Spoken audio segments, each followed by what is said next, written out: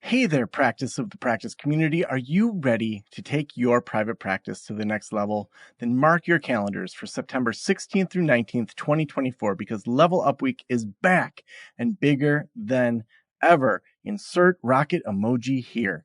Join us for 4 days of live webinars, interactive panels, and exclusive resources tailored just for counselors, therapists, and private practice owners. Whether you're looking to fill your caseload, hire your first clinician, or scale your group practice, we've got you covered. This is your chance to level up while others give up. Don't miss out on this game-changing event. Register now at practiceofthepractice.com/level up and get ready to transform your practice. Remember, September 16th through 19th, Level Up Week, your ticket to practice success. Register today and let's level up together. Practiceofthepractice.com/level up.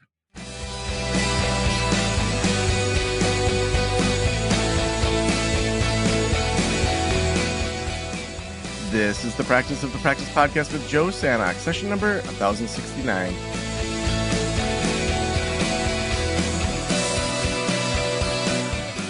I'm Joe Sanok, your host, and welcome to the Practice of the Practice podcast, where we try to help you build a thriving practice you absolutely love. I'm super excited to hang out with you today. But before we dive into today's show, don't forget that September 16th to 19th, that's Level Up Week. Level Up Week is when we do 16 webinars that are live webinars over 4 days to help you level up for every single stage of practice. So if you're just getting going, if you're thinking, hey, I graduated in the spring and getting my license and I want to start a practice. Maybe you're full-time at community mental health and you want to start a side gig practice. We have webinars for you. Or maybe you already have a solo practice that's just kicking it and you're ready to level up to have a group practice. We'll walk you through how to do that. And then maybe you already have a group practice. We have a bunch of webinars around that too. So practiceofthepractice.com/level up. Also, that is when our communities open up. So if you want to join Next Level Practice, if you're in solo practice, group practice launch, if you are moving into launching a practice that's a group practice, or group practice boss if you are a group practice owner, those communities all open for those 2 weeks of Level Up Week and the week after. So make sure you sign up over at practiceofthepractice.com/level up. I read a book a long time ago, and I feel like it maybe was like a Malcolm Gladwell book. Dan Pink maybe. And I remember them giving an example of in the UK, there was this ER that was having outcomes that they didn't want. Like things weren't working well. And they realized that the biggest problems were when they went from the ER into the trauma care aftercare, and that transition. And what they did is they went and they trained with a pit crew for like a NASCAR or Formula One kind of pit crew to see how they transferred tires, how they did all these things. And within a year, the amount of mistakes, the amount of errors, the handoffs had almost completely been resolved. I'm a big believer in cross-pollination of good ideas. That's what this show is based on, is, hearing people from other industries talking about different things, and saying, well, what can we learn from them? And that's why I'm so excited to have Michael Silva with me. Michael is a business coach dedicated to helping physical therapists build the practice of their dreams. He empowers private practice owners to create fulfilling and profitable businesses by niching down, targeting their ideal market, and delivering exceptional experiences. Michael, welcome to the Practice of the Practice podcast. Thank you, Joe. I'm happy to be here to cross-pollinate. Yeah. Well, I always love when this happens, when there's a business coach that's in a private practice adjacent kind of thing, because I think right from the get-go, it's like figuring out how much do you do your own practice, how much do you do consulting, do you grow, scale, like all these different things that so many of our listeners are dealing with. First, start with telling us about just your own private practice journey and what that looked like. Sure. I'll try to keep it brief because I know you guys can't see me, but I have gray hair. I've been doing this for a long time. I started as a PT in 1998. Is when I graduated. I worked for a big corporate healthcare. Was not quite happy there. Then went to a small private practice as a staff PT. It was like a 3 or 4 office type of practice, and I was experiencing what I now know as burnout. That has been a popular term over the past few years. Was really unhappy with my professional life and decided to what's the mantra? It's from the movie Field of Dreams. If you build it, they will come, is the Mm-hmm. mantra I used. And I started my own practice in 2003 and grew that over the next 20 years into, I was about to open my fourth office. We had about 24, 25 employees when I decided to sell at the end of 2021. So I grew it. We were a niche practice. Most of my work was in the distance running world. We worked with runners from high school to octogenarians to 15 Olympians, and we had a really successful practice. I just felt at that time, for so many reasons in my life, I needed to do something different and had an opportunity to exit successfully, which is what I did.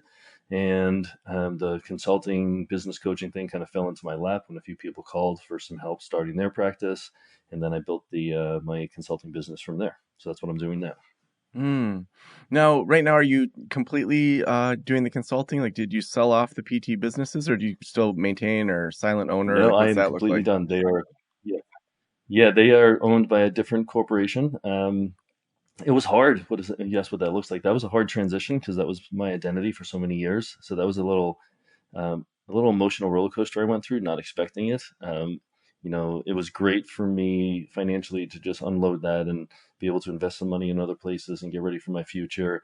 So I'm out of clinical care 100%. I Mm. still do some work in the running world, doing some like virtual, like motion analysis and gait analysis, that type of things with some elite runners. But besides that, I'm no longer in a brick and mortar clinic. Isn't that great? And it's also such a transition to move away from that. You spend so much time getting these degrees and that whole narrative, and then to say like I'm done with that. For me, it was quite a transition at first, but very freeing, where I could just dig in a way that I couldn't when I was trying to maintain both businesses. Right, it's tough to do both, especially when you're passionate about the practice that you built, right? Um, yeah, so it's different. It's exciting. I'm liking it. I'm realizing I'm providing a lot of value, and through providing value to my clients, improving the value and the services they're creating for their communities, I'm able to help and reach and touch many more patients through this avenue than I was, in a brick and mortar community type business. Yeah. Now, when you first started consulting, what did that look like? Were you intentional? Like, I'm starting a consulting business. Was it other PTs reaching out saying, "Hey, Michael, I like what you're doing"? Like, how did the consulting side start to take off? Yeah, it's a great question. So my wife had been telling me to do it for a long time. And she realized the value I had in my brain more than I did, with everything we've done over the years. And she kind of put the bug in my ear. And as I was really starting to think about it, I get a call from a colleague of a colleague, and they were starting a practice and they really needed help. And just through the conversation and listening to this person, I knew that he was going to make some pretty crucial mistakes right at the beginning. So I put together a package to offer to help him transition into his own business. He was the first client I had, which worked out great. And then just through some other phone calls, and I do some work through our professional organization, the APTA. I mentor some business owners through that, getting in front of other people. And most of them are just people that are either like threatening to leave the profession because they've had enough. Like our profession has been, like many in healthcare, it's been kind of beat up since COVID, and people really good practitioners are leaving, and they need a reason to stay. And I'm trying to help them create their practice so we don't lose really good people in our profession. Mm, yeah. Now, where did you start? So you recognize this need, you recognize your skill set. How did you get consulting going? Just the word of mouth. The word of mouth, connecting with other adjacent practitioners and coaches and consultants in the space.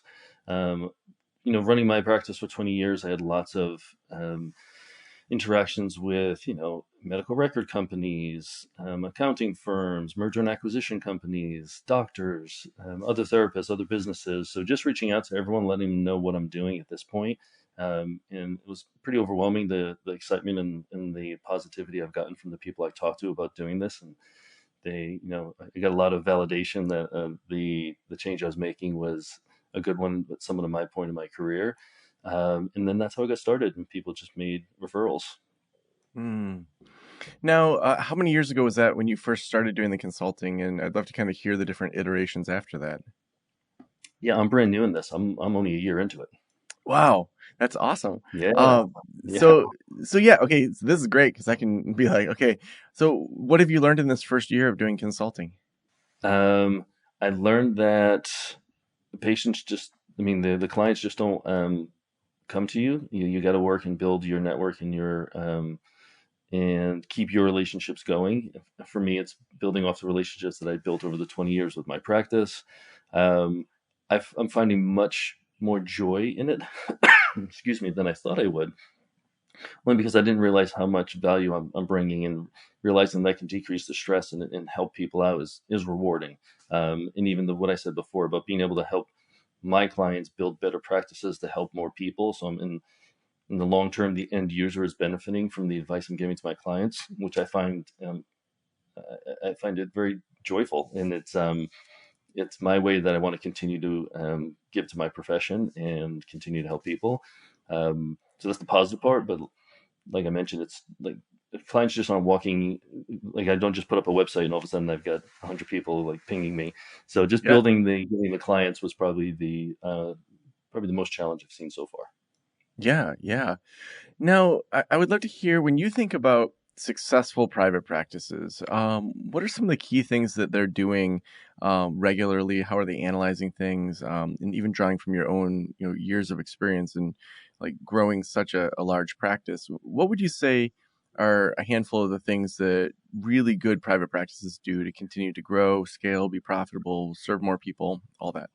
Right. I think everything falls, in my opinion, falls into two giant buckets. And one is just taking care of the client, and the other taking care of your employees.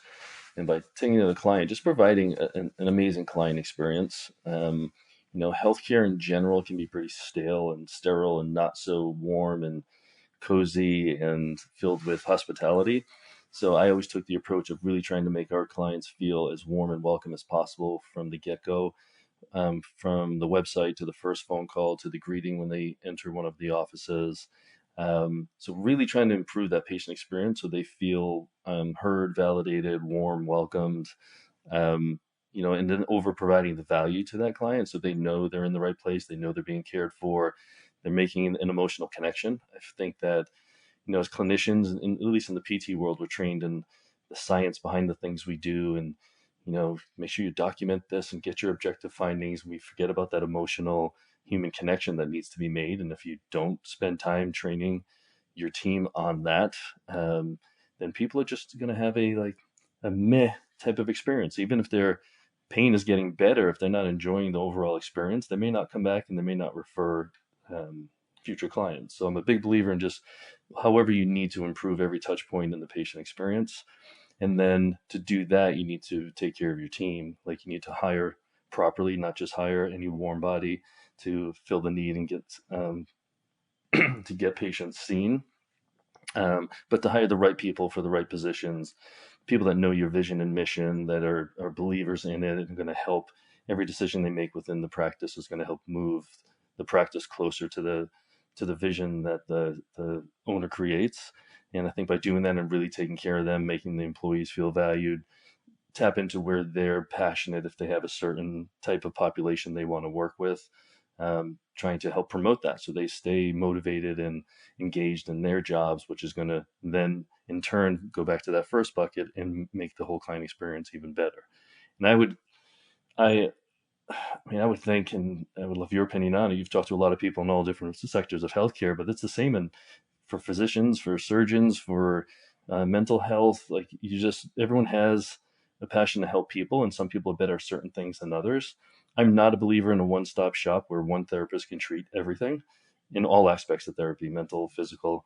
So having a team of people with subset skilled specialties, I think, is hugely important. Hmm. Yeah, I think what I see is kind of over time the owner starting to evaluate really I mean, first and foremost, brings them joy. To me, life's too short to have a business we create that doesn't, for the most part, bring us joy. Now, every meeting that I'm in, do I love it? And I'm like, wow, we get to talk finance. Like, no, but I understand that those are essential meetings for the owner to be a part of. But to, overall, really critically analyze my use of time and, when we're talking about private practice owners, their use of time. So figuring out the types of clients you want to keep seeing. So do you love seeing married couples? Do you love seeing, individuals, kids, teens? Like narrow that down to the amount that you can create your own ideal schedule. And then I think that especially as we scale, just that taking off of hats and building that team of the areas that maybe, to get to your first six figures, you had to wear multiple hats to then kind of build out that bookkeeper accountant team, to then build out that admin front desk team, to the things that maybe you were bootstrapping a little bit more at the beginning, to reinvest into the business to make it stronger rather than kind of taking all the profits for yourself. That seems to be kind of the flow that I see for yourself and for the consulting clients you work with. Do you see that flow? Like, what would you add to that? Well, absolutely. I think it's not a bad thing to at least as an owner do every function within your business at first, so you can know what it entails. Which I did. I was the therapist, I was the trainer, I was the cleaner, I was the biller, I was the scheduler, I was the security guard. You name it, I did it all. And I worked, 7 days a week building the practice. There's some weeks I saw way too many patients, and physically and emotionally it was just really draining. But I knew it was a sacrifice I needed to make, because I didn't have a ton of money and I didn't want to take out loans. So I built it kind of with blood, sweat, and tears, literally. Um, but having that perspective, knowing what it takes to clean the office, knowing what it takes to bill, I think helped me be a more how can I say it? I guess empathetic boss and business owner. So knowing what everyone is dealing with on a regular basis and all their different tasks. But yeah, you do have to unload so many tasks because you have to know where your value is. And early on, when I started, as soon as I started bringing in my first employee, I got the advice of hire a great bookkeeper, a great lawyer, and a great accountant, and don't try to do their jobs. And I did that, Mm, which was great because I'm not good at any of those things. And it was great advice, and I was able to concentrate on other parts of the business. And then unloading patient care as I grew my team and trying to build the business and take care of my team. You know, um, just making sure that everyone is on board with our vision and mission, hiring, unfortunately firing, but all those things that I need to do as a business owner that I had to allocate and take some of my treatment time away and give it off to some of my clinicians. Being a young male business owner, I had to get my ego out of the way. People mm, coming in, they wanted to see me because I was known as the running therapist and I had this business and I was the owner. And it felt good, it filled my ego, but until I got that out of the way and empowered my staff is when I truly could benefit as a business owner and started to see things more clearly, had the time, space, and energy to focus on the business. And then that turned into time, space, and energy to focus on my family and having some free time. So it was all that evolution. I'm saying, excuse me, the same thing. And other business owners I know, and then the clients that I'm seeing is trying to get them to that point where they know where their value lies, they know where their priorities are, and then creating that team and resources around them to fill the needs that they don't really need to take on themselves. mm.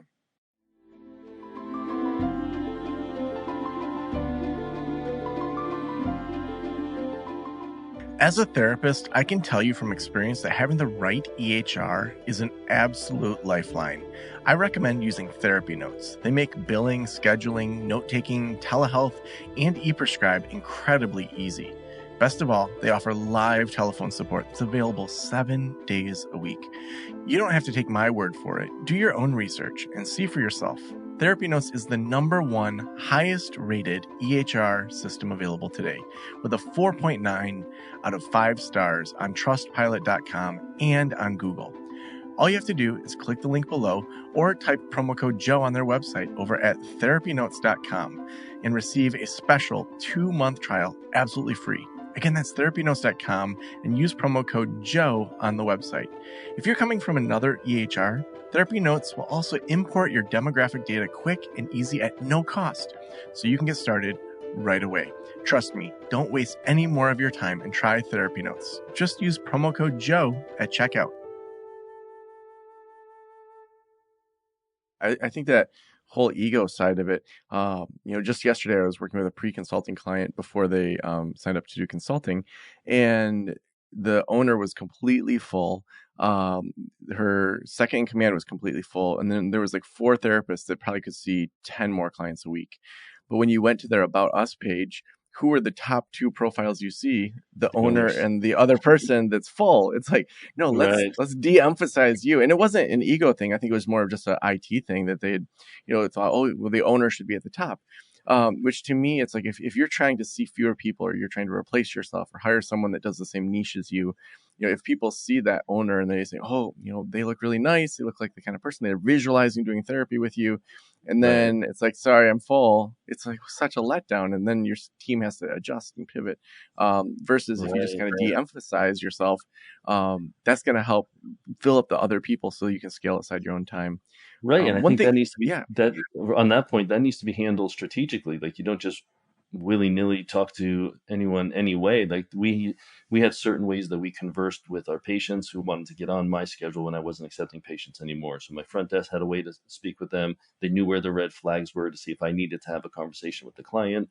And sometimes, yeah, I would do the evaluation and then hand them off to another skilled therapist, but just build that rapport with them first. It was sometimes was needed for certain ones, but we had to like have meetings on this and have plans and conversations about how to handle it because we didn't want to upset people, and that doesn't provide a great patient experience when the website shows my face as the head PT, and then they call and they can't get in to see me ever. So it was it was a it was a tough transition for the whole team to get that to happen, but it happened, and I think we had a pretty good plan and pretty good conversations in place, so the patients weren't too upset Hmm. moving on to another therapist. And then what I realized is, yeah, I was a good therapist, but there are a lot of good therapists. I had some amazing therapists on my team, and they probably got patients better faster than I would have. So it made me a little more confident in making that referral back over to my team.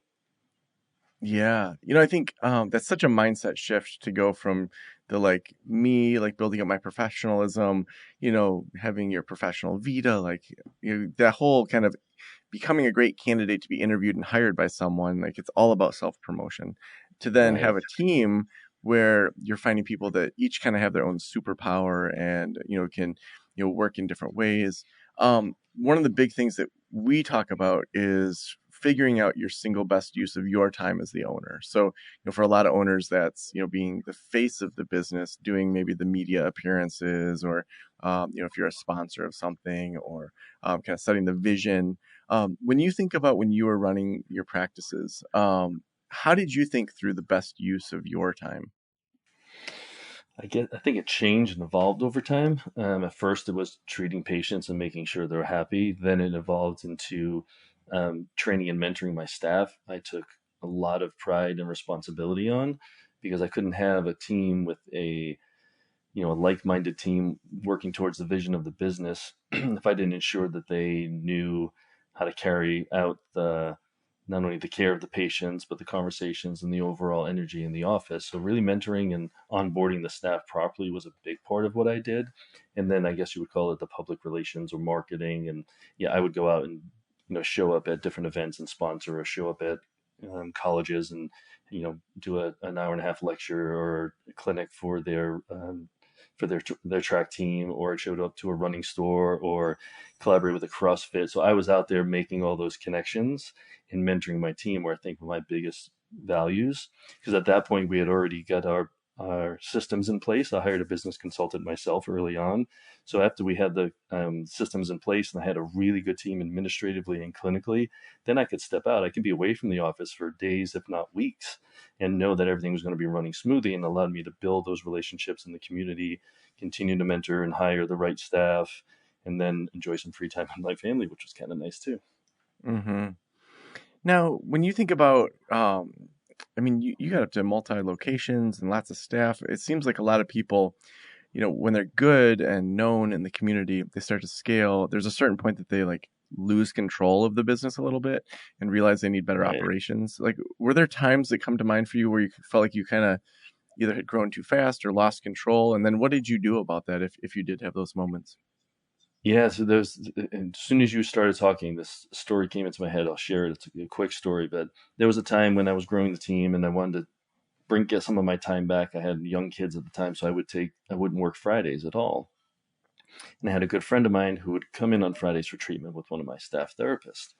And this was after I hadn't been in on a Friday in a long time. And he called me. He's like, "Hey, Mike, are you ever there on Fridays?" I'm like, "No." I said, "Usually that's my day. I'm taking to be with my family."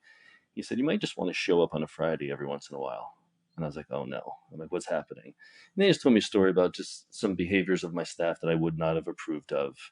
So I had to beg for details. So he gave me some details of some just really nothing unethical or nothing bad, but just not providing great service and acting in a professional way in front of my clients. So I had to have a meeting with them, and then I realized at that point that I needed to empower and train like managers to really take on this role of ensuring that the employees are following our values, working towards a vision and mission, treating the patients as the number one top priority while they're in there. And that was like an aha moment where I just started, it wasn't all about me being the leader and I could just walk away, and I needed to empower other people. So at that point is when I really looked at, started getting managers at all the offices and empowering them and giving them even, through financially just some ownership, but also just making this clinic about them. And I used to like really empower them. Like, this is your clinic. You're going to run it. I know it's under our name. And when I did that and knowing that they would ensure that those things wouldn't happen, then I was able to, again, step away for professional and personal reasons. And now I was much more confident that I wasn't going to get a phone call about some weird behavior on a Friday morning when I wasn't there. Yeah, I think that oftentimes it's, you can go on one side where you go so slow and you miss the opportunity of growth, or you kind of Right. go a little bit too fast and you have to adjust as you're growing. I don't think that there's usually a perfect middle, that you can say, okay, I hired so strategically I didn't have any problems. Instead, it's usually, humans do things. You're like, I can't believe they made that choice. We need to have a little bit more management Right. here. We need to have a little more checks and balances, or we have certain assumptions of what our way of working would have been that maybe we didn't document. But I think it normalizes to hear you say that like it's normal to screw up and to adjust and to recalibrate or whatever words we use, because Right. that's part of growing something, is that we figure things out that we didn't foresee ahead of time. Right. And I think if you don't screw up and learn from that mistake, I mean, if you don't screw up at all, I think you're lying. I've yet to meet any successful business owner in any sector that hasn't screwed up a little or a lot and really had to learn from that. And I think I've learned the most from the mistakes I made, and I learned the most from like my toughest employees, and I learned the most from my toughest clients. So I think taking those opportunities to learn and grow, and again, it goes back to dropping your ego and admitting that you screwed up and made a mistake, whether it's to yourself or to your team, and just learning from that and ensuring that it doesn't happen again. I think that's valuable. And what I learned also on that note is, being transparent not only with the clients and what to expect, but with your team. Like, this is what we expect as you as an employee of of our business. This is how I want you to treat our clients. This is how we treat each other. I think that transparency is needed at the beginning. And I would tell my staff when I reached and got a consultant, I had a hard time going to them saying, "Hey, I'm getting help to run this business," because I was the business guy. But I think the best thing I did was bring in a consultant and let my staff know, "Hey, I'm spending money to ensure that I have a great business here for not only for me but for you guys." And it was probably the best thing I did. And being able to have that conversation with them and admitting that I needed the help was huge. And I think that's about the time when I lost my ego in my career and realized that you need to surround yourself with really talented, smart people in order to succeed. Mm.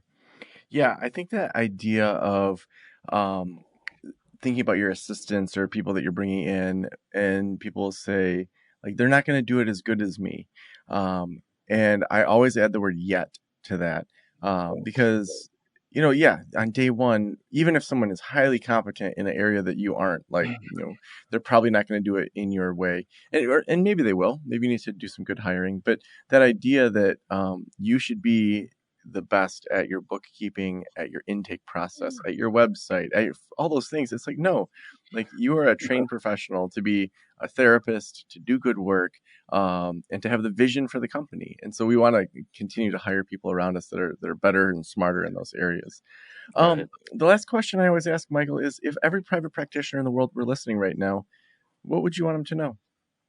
Wow. Mm, I'm going to say, going back to the topic we've brought up a couple times, lose your ego, get help, surround yourself with like minded people, whether they're employees or subcontractors or consultants, whatever it is, people that know your passion, your vision, and your mission to help you get there. can't be the best at every role in your business, nor should you be. And just get help. Like, there's nothing better than building a team to help build your business than wasting a lot of time and energy and frustration trying to do everything yourself. Mm, so awesome. Michael, if people want to connect with you, if they want to follow your work, where should we send them? Probably the best place would be michaeljsilva.com, and the last name is Silva. I know it'll probably be somewhere in the show notes, but I am from Rhode Island, so people think I just don't know what the letter R is when I talk, but it is Silva, not Silver. I'm not super active on social media, but I am on LinkedIn. You can look up Michael J. Silva Consultant or Consulting, and you should find me. And then I would like to offer, I think would be a valuable resource. It was meant for the physical therapy world, but it's a private practice. I have an ebook about the 5 pillars to building a successful private practice, and I know for sure there's a lot of good takeaways that some of your listeners could use as well. And I'd be more than happy to send that to you that you could share with them if they'd like it. Oh, so awesome. We'll have all that in the show notes. Thank you so much for being on the Practice of the Practice podcast. Thank you.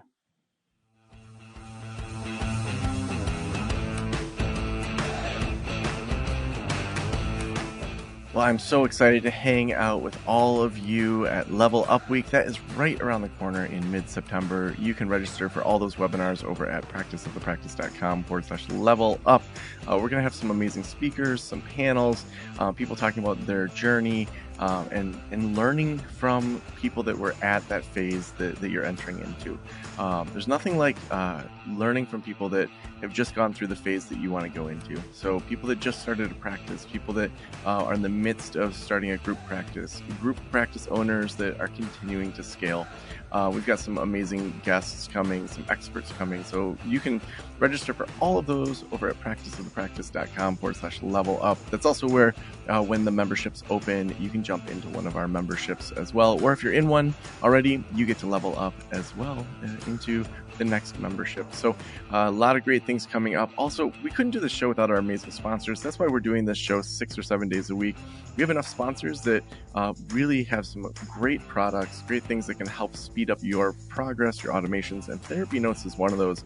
Therapy Notes helps you automate your emails, automate your billing, your progress notes, all these different things that it takes to run the infrastructure of your business. They also have built-in teletherapy. So the billing process really couldn't be easier, whether you're taking insurance or your private pay. Use Therapy Notes as your EHR to keep track of all that client data securely. Just head on over to therapynotes.com. Use promo code Joe at checkout to get some extra months for free. Again, that's therapynotes.com. Use promo code Joe at checkout. Also, when you do that, they know that this podcast sponsorship's working, and they're probably watching their budget as well. They want to know that it works, and that's how we can do so many awesome shows for you. So thank you so much for letting me into your ears and into your brain. Have an amazing day. I'll talk to you soon. Special thanks to the band Silence is Sexy for that intro music, and this podcast is designed to provide accurate and authoritative information in regard to the subject matter covered. It is given with the understanding that neither the host, the producers, the publishers, or guests are rendering legal, accounting, clinical, or other professional information. If you want a professional, you should find one.